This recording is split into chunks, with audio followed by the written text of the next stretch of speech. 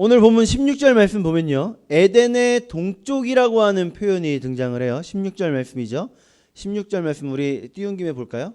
가인이 여호와 앞에 떠나서 에덴 동쪽 놋 땅에 거주하더니. 네. 가인이 여호와 앞을 떠나서, 그러니까 우리가 지지난주부터 가인의 제사에 대해서 우리가 살펴봤죠. 지지난주에 가인과 아벨이 하나님 앞에 제사를 드리는데, 그 제사 중에 하나님께서 누구의 제사를 받으세요? 네, 아벨과 그의 제사를 받으십니다. 왜 그랬을까요? 가인은 무엇으로 제사를 드렸죠? 땅의 소산으로. 왜요? 네, 농사 짓는 사람이었으니까. 그러면 아벨은 뭘로 제사를 드렸죠? 네, 키우던 양의 첫 새끼로, 양의 새끼로 제사를 드립니다. 하나님께서 그러면 그 중에서 왜 아벨의 제사만을 받으셨을까요? 좀 전에 얘기했잖아요. 얘기 안 했나? 왜요? 우리가 그때 말씀을 함께 나눌 때에는 말씀이 가인과 가인의 제사는 받지 않으셨다, 아벨과 아벨의 제사는 받으셨다, 이렇게 얘기함으로써 하나님께서 그들의 삶까지 보시고 제사를 받으신다라고 얘기를 했었죠. 그러면서 동시에 이 새끼라는 걸로 인해서 아벨이 얼마나 하나님 앞에 드리기 위해서 구별하고 또 구별해서 드렸느냐, 우리가 이거를 얘기를 살펴봤었습니다. 근데 거기에서 하나님께서 공평하게 다 받으시는 게 아니라 하나님도 구별하시더라고요. 누굴 받으셨다고요? 아벨이요. 네, 아벨이요. 그래서 가인의 마음이 어떻게 돼요? 네, 분노해요. 분노의 이유가 뭐라고요? 질투. 네. 아니, 하나님 얘기하셨던, 말씀하셨던 그 사람이잖아요. 무슨 사람이요? 인류의 구원자, 여자의 후손. 제가 그런 사람 아니었습니까? 하나님, 내 아버지, 내 어머니 나만 보면 껌뻑 죽는데 어떻게 내 제사를 안 받으세요? 이랬었죠. 이랬었다고 했죠. 근데 우리가 이미 알기로 여자의 후손은 가인이 아니라 누굴 얘기하는 거였어요? 오실 예수님. 네, 예수님. 어쨌든 그로 인해서 가인이 마음의 상처도 입고 화도 나고 그러다가 보니까 하나님께 대해서는 뭐 할 수 없으니 질투가 난 김에 누구를 죽여요? 네, 아벨을 죽입니다. 아벨을. 그 죄로 인해서 이 가인이 여호와 앞을 떠나서 어디로 갔다고요? 네, 에덴의 동쪽으로. 왜 에덴의 동쪽으로 갔을까요? 왜 그런 걸까요? 왜 에덴의 동쪽으로 갔죠? 우리가 이전에 이미 알기로 아담이 범죄했을 때 에덴을 떠나서 어디로 가요? 에덴의 동쪽으로 가요. 에덴에서 나와서 에덴의 동쪽으로 가요. 그럼 여기가 에덴이라면 동쪽으로 왔어요. 이제 가인이 또 여호와 앞을 피해서 또 어디로 갔다고요? 더 동쪽으로 간 거예요. 왜일까요? 아담이 왜 동쪽으로 갔는지는 알 길이 없죠. 왜 갔는지는 모르겠죠. 그러나 이 가인은 알 수 있어요. 하나님께서 선택하신 에덴 동산이라고 하는 곳, 이것은 하나님의 임재를 상징할 수 있겠죠. 근데 에덴의 동쪽으로 왔어요, 아담이. 근데 가인이 동쪽에 있다가 다시 서쪽으로 가면 누가 가까워지는 거예요? 맞아요. 하나님의 임재를 상징하는 것과 가까워지는 거예요. 그래서 더 동쪽으로 갑니다. 의미가 그렇다는 거예요. 그런데요, 하나님을 떠난 인간의 비참함이라고 하는 게 오늘 우리 본문에서 너무나도 명확하게 보이는 거죠. 에덴에서 동쪽으로 또 동쪽으로 간 이 가인이요. 이 가인이 에덴을 떠난 후에 성을 쌓아요. 성을 쌓아요. 분명히 하나님께서 유리방황하는 자가 되게 하겠다 하셨는데 그러지 않고 성을 쌓습니다. 그리고 나서 성을 쌓고 거기서 이제 가정을 꾸리고 나라를 이끌어가는 거예요. 이거는 어떻게 여겨지시나요? 하나님 앞에 하나님께서 하나님께서 주신 그 형벌에 대해 반역하는 거예요. 하나님께서 형벌을 주셨는데 그 형벌을 그 형벌에 순종하지 않는 거예요. 그게 지금 오늘 본문의 이 가인의 모습인 겁니다. 성을 쌓았다. 방황해야 되는데 아니요 하나님, 저 가정 꾸렸고요. 전 여기서 성을 쌓을 거예요. 저 여기서 성을 쌓는데요. 이제 하나님 필요 없어요. 저는 제가 쌓은 성에서 제가 알아서 제 가족 지킬 거고요. 제가 쌓은 성에서 이제 제 백성들 데리고 제가 알아서 살아가겠습니다. 그 의미가 담긴 곳이 뭐라고요, 하프만 학생? 그렇죠. 노땅, 성, 그 성이죠. 하다 그 성의 이름을 뭘로 지어요? 네, 에녹이라고 지어요. 왜요? 그 아들의 이름이 에녹이었기 때문에. 그 아들의 이름을 따서.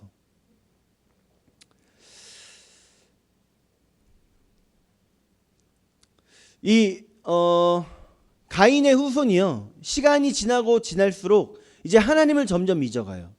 점점 하나님을 기억하지 못합니다.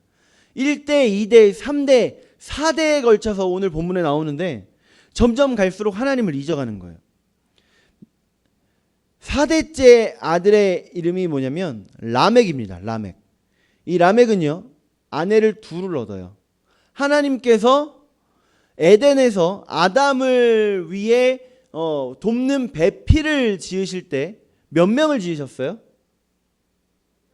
한 명입니다. 한 명. 한 명. 둘이 합하여 하나가 될지라 라고 분명히 말씀하셨어요. 남자와 여자는 각각 한 명씩 부부가 되는 게 하나님께서 만드신 가정이라고 하는 법이었습니다. 그런데 이 라멕은 아내가 몇 명이라고요? 2명이 됩니다. 2명. 왜 아내가 2명이고도 안전했느냐? 성경에서 이 라멕의 가정을 보면 라멕과 2 아내, 그리고 아들 3과 딸 1, 3남 1녀를 두게 돼요. 뭐 성경에 안 나온 자식들이 더 있을 수도 있지만 성경에선 그렇습니다.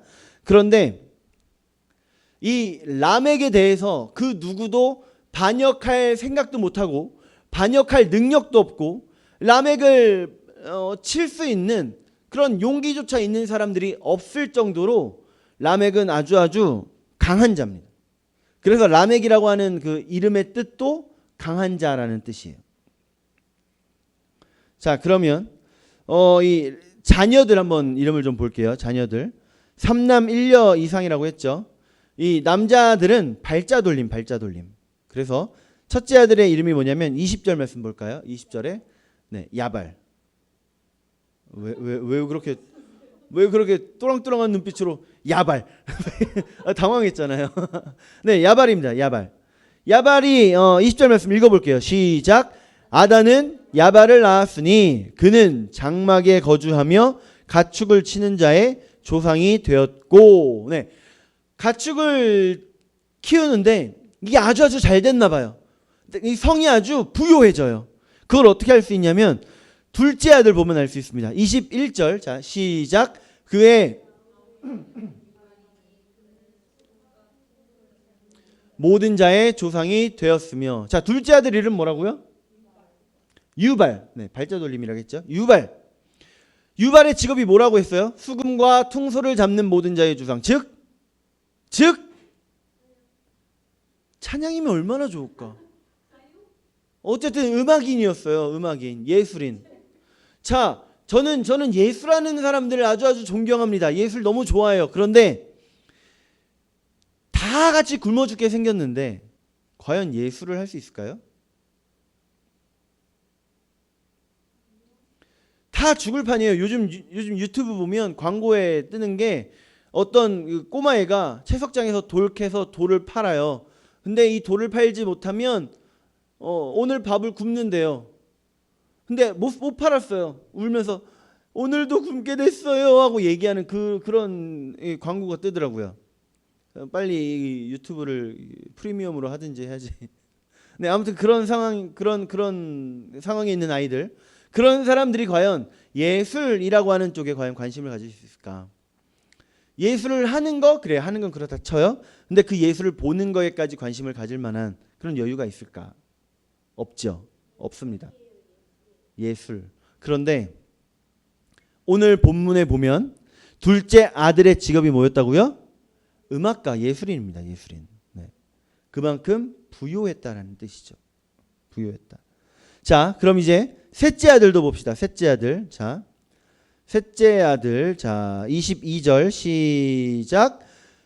실라는 두발가인을 낳았으니 그는 구리와 쇠로 여러 가지 기구를 만드는 자요. 두발가인의 누이는 나마였더라. 네, 실라가 낳은 아들인 거예요. 실라가 이 아들을 낳았는데 이 아들도 발자 돌림. 두발가인. 네, 두발가인. 이 두발가인의 직업은 뭐예요? 구리와 쇠로? 구리쇠는 아니냐? 어쨌든 구리와 쇠로 여러 가지 기구를 만드는 자예요. 근데 이거를 성경 원어로 가보면 우리가 상상하는 농기구가 아닙니다. 네, 무기예요. 전쟁 무기예요. 그 말은 부유했고 예술도 충분히 할 만큼 부유했고 동시에 아주 힘이 강했다. 좀 전에 분명히 가인의 후손들이 그 하나님을 떠난 자의 비참함을 보여준다고 얘기했는데 이거 너무 좋아 보이는 거 아니에요? 부럽죠? 이거 너무 잘 먹고 잘 사는 거 아닌가요? 놋이라는 이름이 놋이라고 하는 그 이름이 가인이 간 땅이 이름이죠. 그 놋이라고 하는 이름이 유리하다, 방황하다라는 뜻의 땅이에요. 그런데 나는 방황하지 않고 거기에 성을 쌓아요. 하나님을 떠난 이후에 가인의 마음은요, 너무나도 공허했던 거예요. 너무나도 마음이 허무했던 거예요. 그래서 떠난 땅에서 정착할 수밖에 없었던 거죠. 가정을 꾸려요. 성을 쌓고. 성의 이름은 내 아들의 이름을 따서 에녹. 스윗하죠? 그런데 그 가인의 가정 내에는요, 하나님을 떠난 가정의 특징만 남아 있었습니다. 하나님을 떠난 가정의 특징. 하나님이 없는 가정의 분위기에서 자랐으니 그 이후의 가정들의 모습이 어땠을까요? 상상 한번 해볼까요? 23절 말씀 한번 봅시다. 23절. 19절 먼저 볼게요. 19절. 시작. 라멕이 두 아내를 맞이하였으니 하나의 이름은 아다요, 하나의 이름은 실라였더라. 네, 두 아내의 이름이 나왔죠. 이 두 아내를 맞은 것부터가 문제가 있는 거였고 23절. 자, 시작.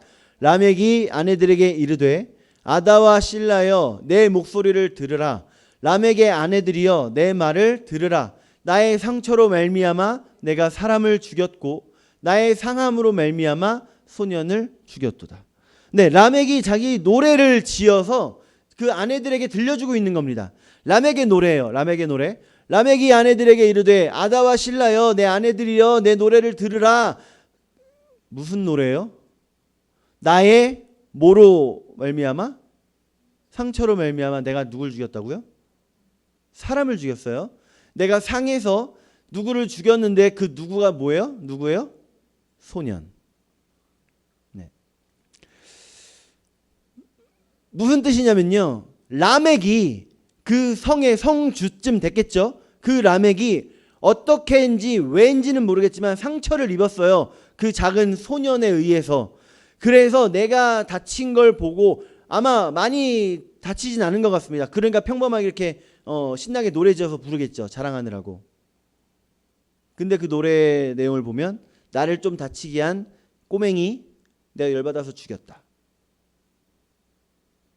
이게 하나님이 떠난 자의 모습이라고요. 이것도 끔찍한데 24절로 가볼까요? 24절. 자, 24절 시작. 가인을 위하여는 벌이 77배의 1이로다 하였더라. 네. 가인이 아벨을 죽여서 하나님께서 벌을 주셨을 때 하나님께서 가인을 지키신다고 하는 표로 가인을 누구든지 죽이면 하나님께서 몇 배로 갚는다고 하셨어요? 7배로 갚으신다 하셨죠. 7배. 근데 여기 보니까 몇 배예요? 이번에는 라멕을 위해서는 77배. 누가 한 이야기일까요? 라멕이 한 얘기예요. 하나님이 하신 말씀이 아닙니다. 그 말은 누구 한번 복수하려면 해봐. 복수하고 싶으면 해봐. 내가 77배로 갚아줄게. 이 얘기예요.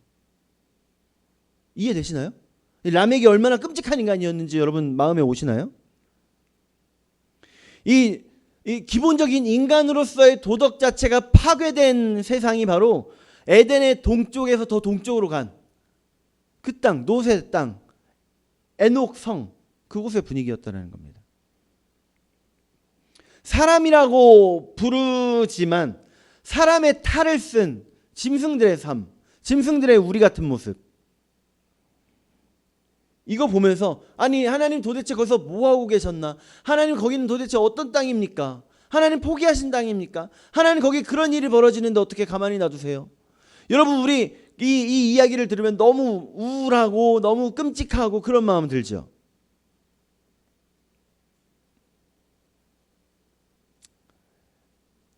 그런데 라멕의 이야기는 여기까지만 보고요.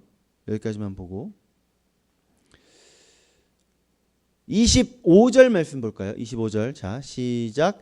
아담이 다시 자기 아내와 동침하매 그가 아들을 낳아 그의 이름을 셋이라 하였으니 이는 하나님이 내게 가인이 죽인 아벨 대신에 다른 씨를 주셨다 함이며.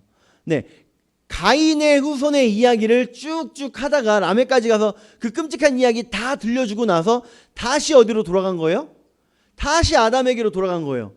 왜냐하면 가인과 또 아닌 쪽에, 그러니까 하나님을 버린 자, 하나님을 떠난 자, 하나님에게서 분리된 자의 삶을 쭉 보여주시고 이제는 다시 구원의 그 반열이라고 하는 그 계보, 그쪽으로 이제 보여주시려는 거예요.